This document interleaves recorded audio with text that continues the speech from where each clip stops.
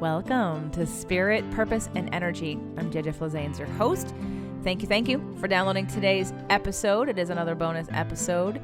And today we're going to talk about anxiety.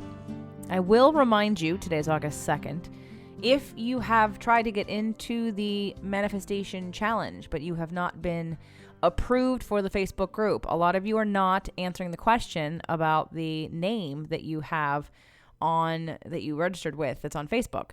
So if I can't find you, you don't get let in. So you have to either make sure that you have registered, go to jjflazanes.com and do it again. And this time when you fill it out and you try to get into the group, I need to know the email address you used to sign up. And if you have another name, and if you have another full name, I need to know that too. Giving me your first name doesn't help if you use something like Cookie Monster for your Facebook name, okay? So just to be clear, so people don't think I'm not picking and choosing based on people that I like or don't like. I literally, if I can't find you, if you're not registered, you don't get in. All right, so if that's you, just take care of that. Let's talk about anxiety. Doug and I were in Santa Barbara over the weekend, wine tasting and just spending some kind of quality quiet time along the ocean and with some fun dogs at the Airbnb that we stayed at, and just exploring a little bit because he hasn't been to Santa Barbara before. And we went to one of my favorite places in Santa Barbara, which is the Himalayan Salt Cave. It's a man-made cave with 45 tons of Himalayan pink salt.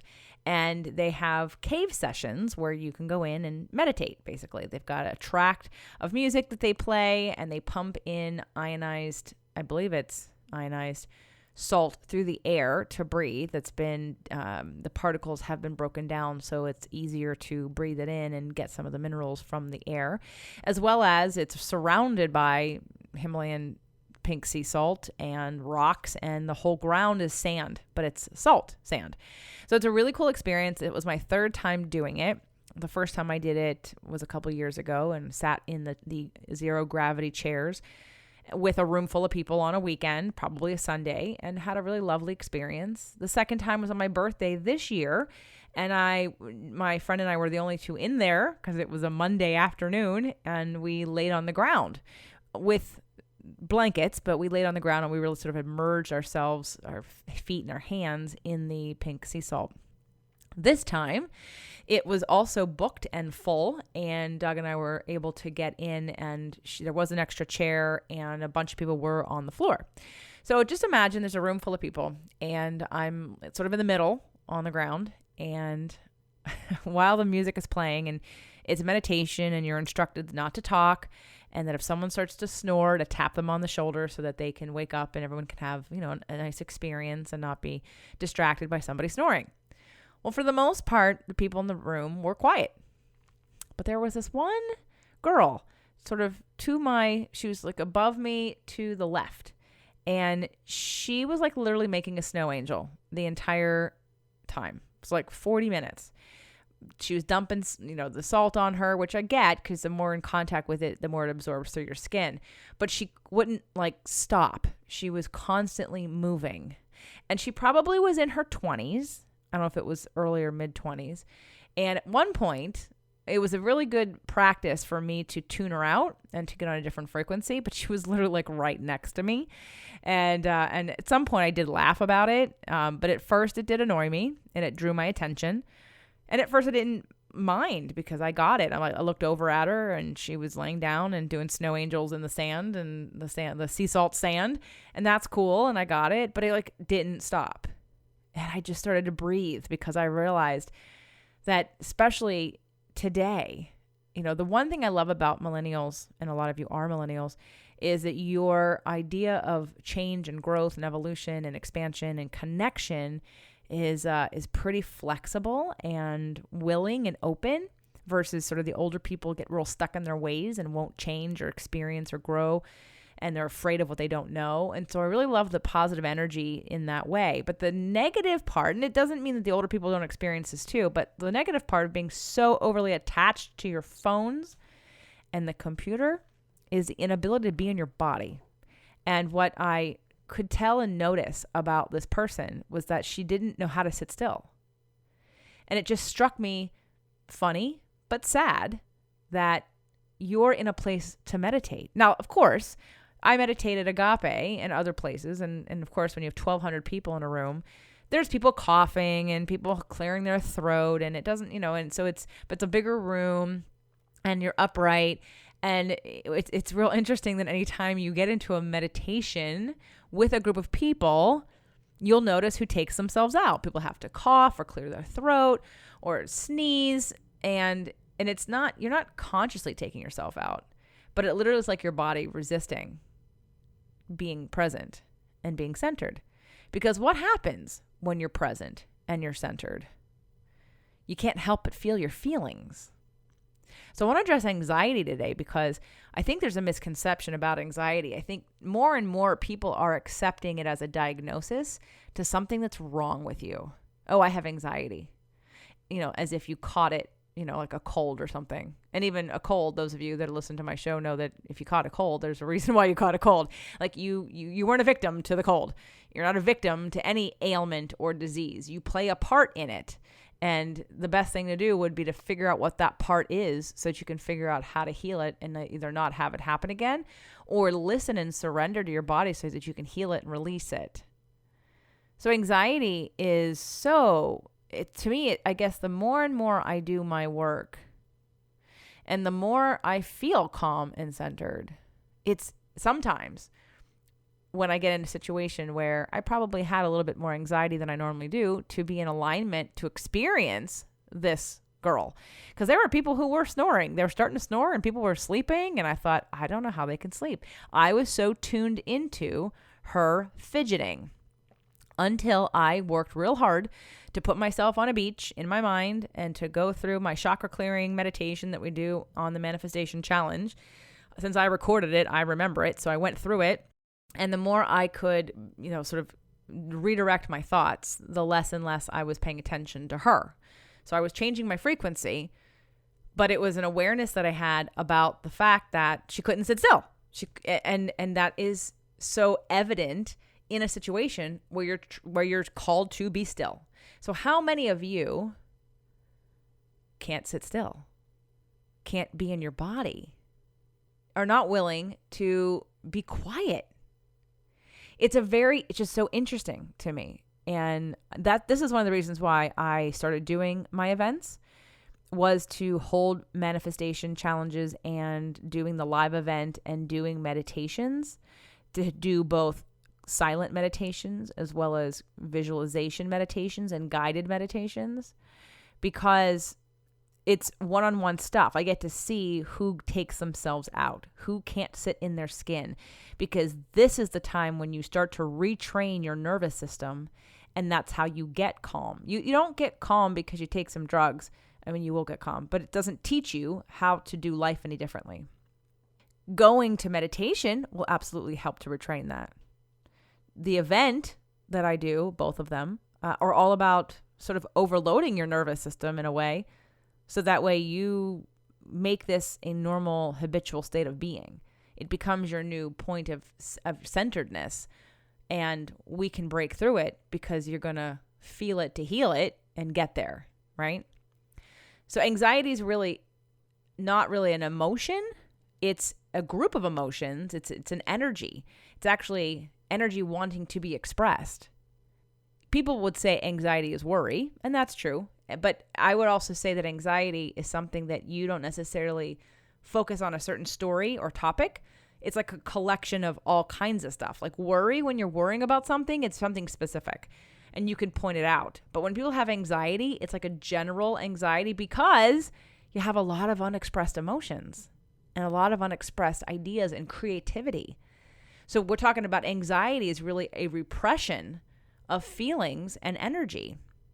And of course, it has a physical component. The physical component is that maybe your heart beats faster. You, again, can't focus for too long. You're fidgety. You always crave some kind of extra stimulation, like you have a TV, a phone, a laptop, a tablet, all at the same time, music. It's like constant chaos, right? Because you're used to chaos. Okay, this is all anxiety projected out of you, right? When quiet bothers you, when stillness bothers you, So just keep that in mind. And the reason why we're going over anxiety today is because I want you to take some reflective time to let it out and to think about what would work well for you. What's your level of anxiety? We all have it to some degree when we're holding on to things. But how far away from centered are you? Because that would be good to know, and what it is that you need to get back to that balance. Because whether it be weight loss, health, money, relationships, if you're really far removed from your center, it's going to be a lot harder to sustain whatever relationship you think you want. And you definitely don't want to be attracting situations at that place of anxiety, because then you're going to have to keep that up, right? We want what we want because we think we're going to feel better, and because we think we're going to have peace and time and calm and relaxation and rest. But you can't be in anxiety thinking you're going to get rest if you don't know how to rest. So the physical side of anxiety shows up definitely in the fidgety muscles, in the, energy running through your body. We can also have inherited emotional anxiety. And you've heard the shows with Lisa Thomas. She clears inherited emotional DNA. Think about your mother and father or the environment you were raised in. Maybe it was your grandmother or your aunts, or maybe it was somewhere else. But think about the environment you were raised in. What's that anxiety level like? For a lot of people, they don't know they have anxiety because what they feel and what they do is so normal because it's what you grew up with, which is why when you put yourself in a state of relaxation or meditation, why you can't sit still. If you're used to chaos all the time, that's your normal, but that's not centered. That's anxiety that you're just used to. So it wasn't until I started to look at that and see it in my mom or see it in other people's family lines. I can see it right now in a mother, son, and grandson. So obvious how it just went generation to generation, because that's how people got used to feeling frequency, was in anxiety. Other things that don't help with anxiety are sort of foodstuffs. I don't know how many of you have come over to jjflazanes.com and watched my video reel on the homepage. I did a appearance on the CW in San Diego on Focus Foods for Kids. And we talked about some of the ingredients, and we did this show with Jeannie Peters on Fit to Love. It was the top harmful additives and preservatives. And some of the things we mentioned, things like nitrates, things like dyes, red dye, well, any dye, but red dye especially has such an impact on our nervous system and on our brain. And it mimics the brain moving quickly. And so it gets all excited and it stimulates everything in the brain. So having dye is like stimulating anxiety. So watch your food colorings, guys. I would tell you not to have anything with food colorings in them, especially if you think you're sensitive. Things like MSG. MSG is a preservative that is very common. And in fact, MSG has at least 5 other names: yeast extract, hydrolyzed yeast protein. You can look it up on Google, but there's at least 5 other names for MSG, which is a preservative and is also highly activating for your brain and your nervous system. So again, it's acting as if you're really overstimulated and can cause feelings of anxiety. We also have things like sugar. Sugar's like cocaine for the brain. You've heard it a million times. That's why you get a high when you eat the sugar and why you crash later. So we want to watch, it's also the insulin production, but we want to watch the amount of sugar that you're having if you're someone who's prone to anxiety. I would get rid of the sugar, clean up your diet, eat more keto based, and maybe do a detox, flush that out and see what happens. Even gluten. I've had a friend who was not eating anywhere near like me, but then she sort of watched and she thought she'd try it, and she noticed that by going gluten-free, it regulated her emotions. She felt calmer and more grounded when she got rid of gluten. And she didn't necessarily get rid of starches, she just got rid of gluten. So there are food, and corn, holy cow. Corn is another one. I'm like literally really weaning myself off of corn completely because I've had such negative experiences recently. If it is not non-GMO corn, it is an organic. It has pesticides in it. So you're literally putting toxins in your body every time you have corn if it's not non-GMO and organic. So corn is another one. If you've got if you've got anxiety and you're eating corn and gluten and sugar and dye, oh my God, and Gatorade and soda and Doritos. So just know that those things keep you feeling anxious and like you have anxiety. So what do we do about it? Well, first you can clean up the diet, first and foremost. The next thing is to recognize and start to look at the patterns. Like take a step back and look at your family environment and what you were raised in. And was it fear-driven or was it love-driven? Can you sit still? Can you sit still and breathe? Try meditating. If you're someone who's like, I can't meditate at all, and you think it's because I'm overactive and I'm just thinking too much, and that could be. And you're not going to go from where you are to being calm and peaceful and sitting for hours at a time meditating. It's not going to happen that fast. We have to think of it like a spinning top. We have to decelerate it first. It has to slow down a little bit. And so we're going to start to slow your mind down, which you do by focusing. You're never going to sit and just blank out. It doesn't happen. What happens is you focus on something. So for some people, they focus on a black screen. For some people, they focus on letters. For some people, they focus on a sound, maybe the air conditioner coming, and the air coming out of the air conditioner, or in a light humming sound coming from a machine or something. But you're always going to get the best results when you are actively focused on something. It could just be something that doesn't create stories or words or scenarios or projections into the future or replaying the past in your now, which is what the spinning part of anxiety is about. So I just wanted to bring this to you today because I think it's a really important topic to address because I don't see it getting better. While I see lots of millennials bettering lots of things that the older people have mucked up, because that's evolution, guys. How you see your parents doing things wrong, you're going to change. But then you're going to make stuff up that your kids don't like, and then they're going to change it. So that's just the nature of the beast. So there's nothing wrong with contrast. The next generation will fix it, and then they'll cause different kinds of contrast, right? We're looking at the food industry, and back then people were looking at how to feed more people. So genetic modification came from having stronger crops. But what's the downside is it's making us all sick and have immune disorders and autoimmune disorders and digestive stress and leaky gut. And it's chronic disease that we didn't have before. People dying from eating food. Who died from having a peanut before? But now, because it's been genetically modified, our body doesn't recognize it. And we go into anaphylactic shock. So anyway, we're evolving and we're moving, but I just wanted to put it out there in terms of the people that how you're going to start to help your anxiety is to just test and see if you have it. And that's going to be at looking at your parents or whoever raised you in the house you're in, testing yourself in some kind of yoga or meditation class, or just sitting still. Can you sit still? Can you focus? Can you sit and focus and not be taken out? Some people who meditate go to sleep, and going to sleep is also taking you out. Because you're too uncomfortable, so your body literally shuts down.